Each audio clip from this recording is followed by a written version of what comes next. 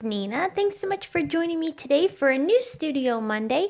And today we're going to be creating this really fun double slider surprise card using products from Lawn Fawn.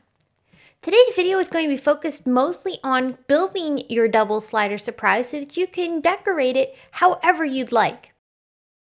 I've already pre-cut a bunch of the pieces that I'll need to build the double slider surprise.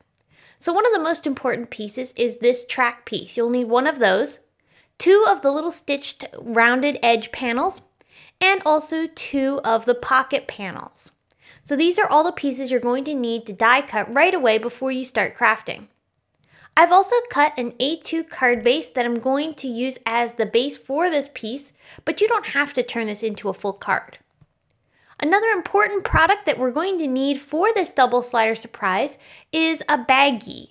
So I'm using a Ziploc baggie and I've cut the top off, and now I'm going and cutting one of the side seams off of the Ziploc as well. This is going to allow me to then flip this over with the cut off seam facing towards my left, and I'm going to trim this at about 2¼ inches wide.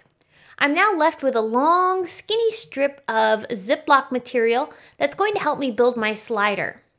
On one end of this Ziploc piece, you're going to add a strip of 1/8 inch double-sided score tape. I'll only add this to one end, and you're going to want to give it a good little press to make sure that that adhesive has stuck to the material. Next, we're going to flip this over and have that adhesive that we just added facing down and towards our left. We're also going to bring in our slider track. This track is going to have the Ziploc piece wrapped around it, and that's going to give our slider a nice smooth and gliding mechanism to help our panels open and close and create that fun slider effect. After removing the adhesive backing, I'm going to wrap this Ziploc material over and around the slider track and then lay it into the adhesive. I'll give it a nice good little press so that way make sure everything is adhered well, and then I can just trim off any excess of that Ziploc baggie material.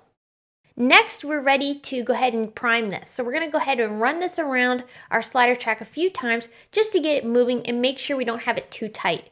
You don't want this to be too tight and you don't want it to be too loose either. You just want it to have a nice snug feel around the slider track. Now that we have our slider track built, let's work on the pockets. So on the pockets, we're going to cut some notches into the bottom edge of our pocket pieces. And each pocket piece, I'm going to cut this into the exact same spot. I'll run this through with a bit of adhesive just to hold it down into place. And then I'm left with two little notches and give me a little place to pull so that I can make the interactive slider mechanism move and create that really fun effect. So like I said, I'll do that to both panels. Then afterwards, I'm going to fold over those scored lines that are on the right-hand side of the panel and give those a really nice crisp crease. I'll also go over it with my bone folder just to make sure it's really creased well.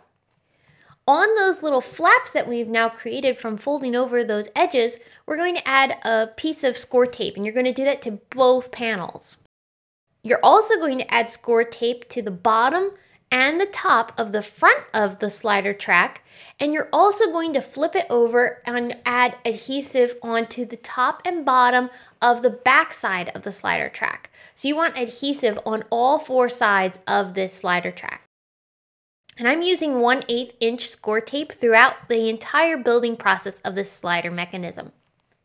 Alright, so we're going to bring in that score tape again, and this time we're going to add it over top of the adhesive area that we had added the score tape down onto to attach the Ziploc baggie together. So that seam area, you want to add a piece of score tape.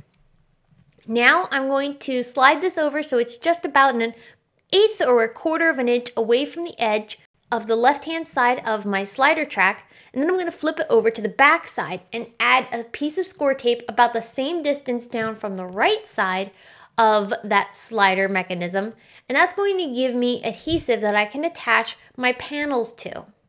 So let's bring in those panels. I'm going to first start with the front side of my slider track. And the front side is where the seam of attaching our Ziploc baggie together was created. So that's going to be the front of your slider track. I removed the adhesive backing from that slider mechanism, and I'm laying my panel down onto that adhesive, making sure I line up the right hand edges with the arms of the slider track so everything is nice and flush.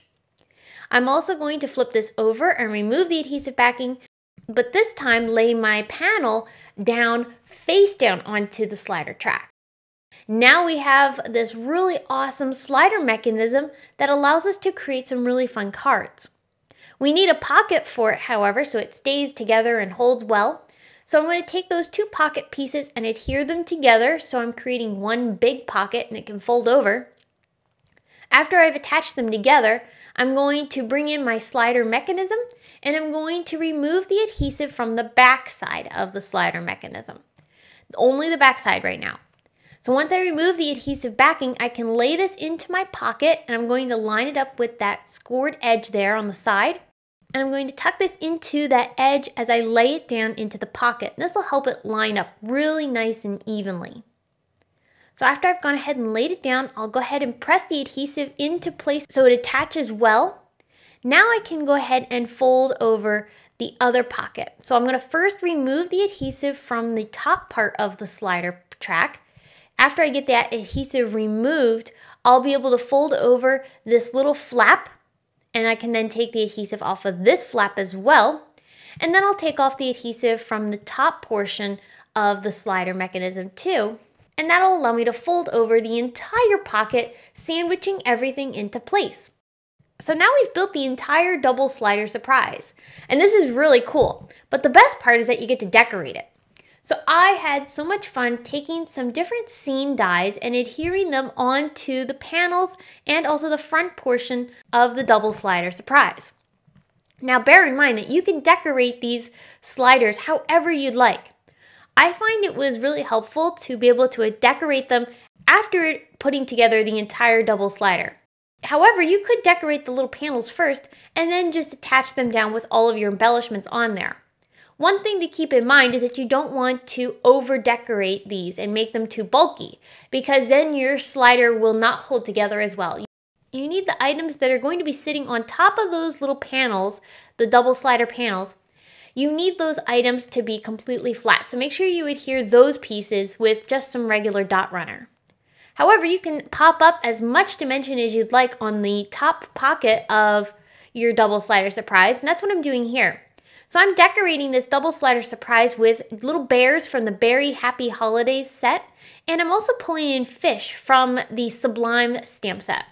I really love these Lawn Fawn sets because they are so cute, and my friend Ellen, she was visiting me from Belgium. She actually wanted to help me with this card, so she colored all of these images so beautifully, and we decided it'd be fun to put them all into this really fun scene where you have the bears fishing on the front, but when you pull on the double slider surprise, it opens up and you see what they're fishing for. There's so many cute fish revealed after you pull on that little tab, which by the way, that tab comes with the double slider surprise set. So when I pull it, here are all the little fish swimming around and the bears are going and having a fun time fishing in the North Pole in that cute little ice hole. I added sentiments from the BEARY Happy Holidays stamp set. And I used also a bunch of pattern papers from some Lawn Fawn Perfectly Plaid papers and the Knit Picky collection. I hope that this video has inspired you to create with the double slider surprise die from Lawn Fawn. I really enjoyed working with this die and I know you will too. Be sure to head on over to our blog to get more information on this card, including all of the supplies used. Thanks for tuning in. I will be back again with more to share. But until next time, I hope you have a great day.